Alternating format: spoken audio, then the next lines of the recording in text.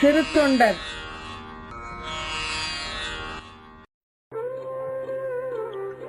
திருச்செங்காட்டாங்குடி சன்னாநல்லூர் திருப்பகலூர் சாலையிலே உள்ளது. அந்த தலத்திலே தோன்றியவர்தான் சிறுத்தொண்ட நாயனார். நல்ல சிவபக்தர், மருத்துவ நூல்களை பயின்றவர், மிகப்பெரிய வீரர். நரசிம்ம பல்லவனுக்கு சேனாதிபதியாக இருந்து கொண்டு வாதாபியை வெற்றி கொண்டு வந்தவர்.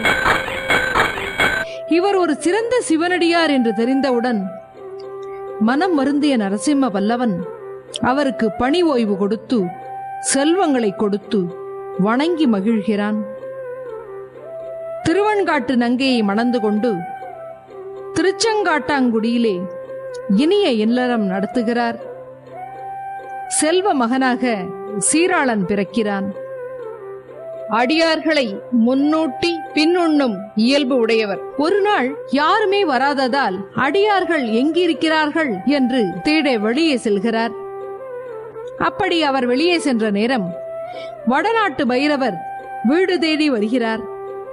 அடியார் வீட்டில் இல்லை, உட்காருங்கள் என்று சந்தனத்தாதி என்ற அந்த வேலைக்கார பெண் சொல்ல, பெண்மகள் இருக்கும் இடத்தில் நான் தனியாக இருப்பதில்லை என்று சொல்லுகிறார்.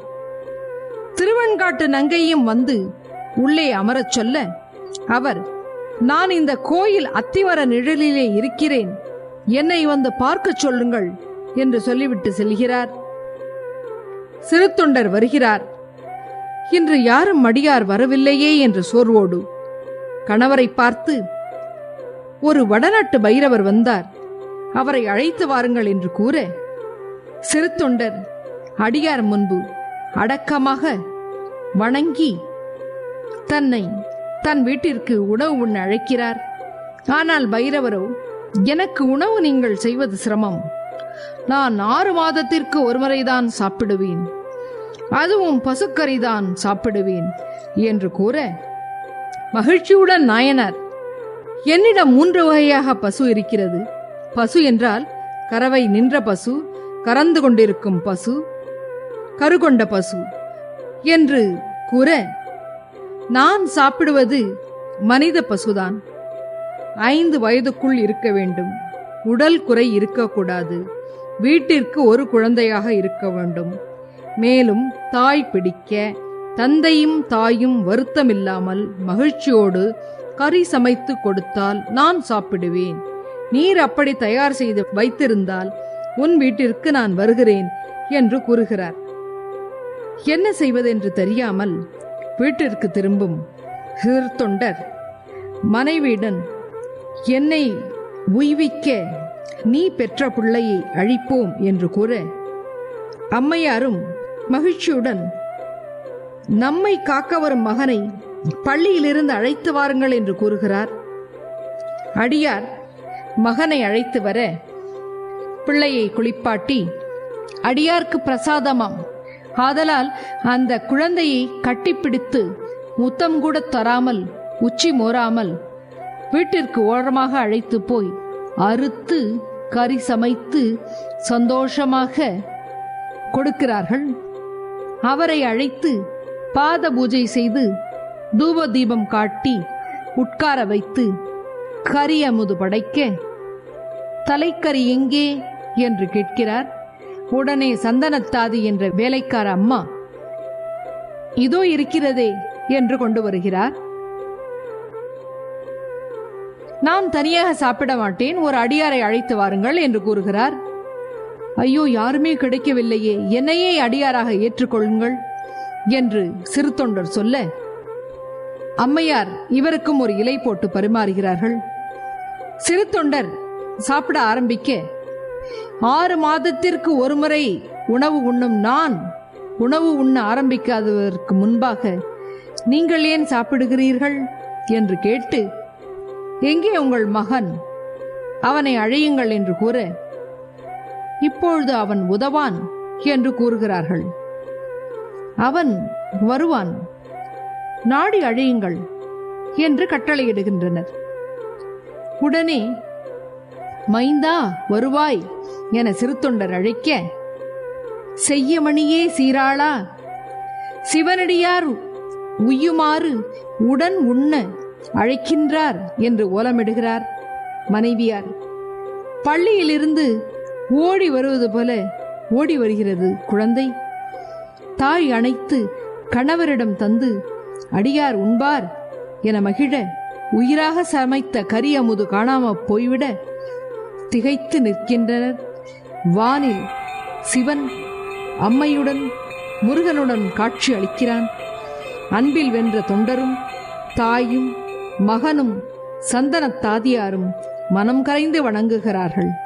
அவர்களை பிரியாது தம்மை வணங்கி இருக்குமாறு உடனழைத்துச் சென்றார் இறைவன். கருணை வடிவமான இறைவன் கொடுமையாக பிள்ளைக்கறி கேட்டார். ஏன்?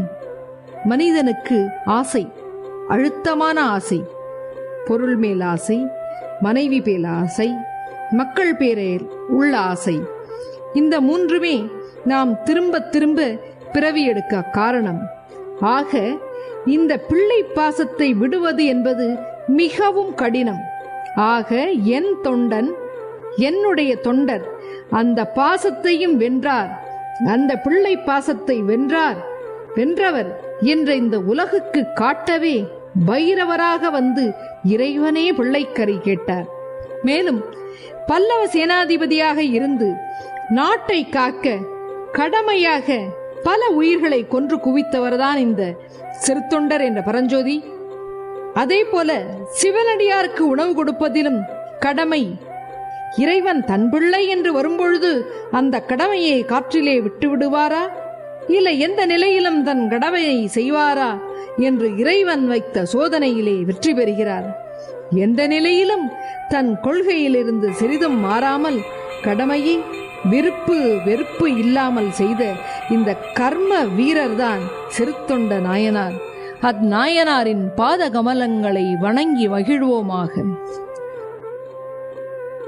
சிறுத்தொண்டர் கதை. இந்த சிற்பம் மேற்பக்கத்திலே 2 நிகழ்ச்சிகளையும் கீழ்ப்பக்கத்திலே 2 நிகழ்ச்சிகளையும் கொண்டு 4 பிரிவுகளாக அமைக்கப்பெற்றுள்ளது. வலமிருந்து இடமாக மேலும் கீழுமாக அமைந்த 2 பிரிவுகள் மட்டும் இந்த படத்திலே இடம்பெற்றுள்ளன. இந்த படத்திலே சிற்பத்தின் வலமிருந்து இடமாக திருவெண்காட்டு நங்கை தன்னுடைய மைந்தன் சீராளனுடைய கால்கள் 2ஐயும் பிடித்து கொள்ள சிறுத்தொண்டர் சீராளனின் தலையை கருவி கொண்டு அறிதல். திருவெண்காட்டு நங்கை கரி அமுது சமைத்தல். அதற்கு நேரே மேலே உள்ள சிற்பத்திலே திருவெண்காட்டு நங்கையார் செய்யமணியே சீராளா வாராய் சிவனடியார் யாமுய்யும் வகையால் உடன் உண்ண அழைக்கிறார் என்று ஓலமிட்டு அழைக்கும்படியாக உள்ள சிற்பம். இறைவன் அருளால் பள்ளியிலிருந்து ஓடி வருவது போல அந்த சீராளனை எடுத்து தன்னுடைய 2 கைகளால் தழுவும் காட்சி. அடுத்து அந்த பகுதியிலே கீழுள்ள சிற்பத்தில் சிவனடியார் ஒருவர் அமர்ந்திருக்க அவர் முன் அன்னமும் கறிகளும் இலையிலே பரிமாறப்பட்டுள்ளது. நாம் இங்கு உண்பது நும் மைந்தன் வந்தால் அவனை நாடி அழையும் என அவ்வடியார் தனது இடக்கையினை காட்டி அறிவித்தலையும், அதன் மேலே உள்ள சிற்பத்தில் இறைவன் அம்மையப்பராக ரிஷப வாகனத்திலே காட்சியளித்தலையும் இங்கு காணலாம். செங்காட்டம் குடிமேய சிறு தொண்டர்க்கு அடியேன், செங்காட்டங்குடிமேய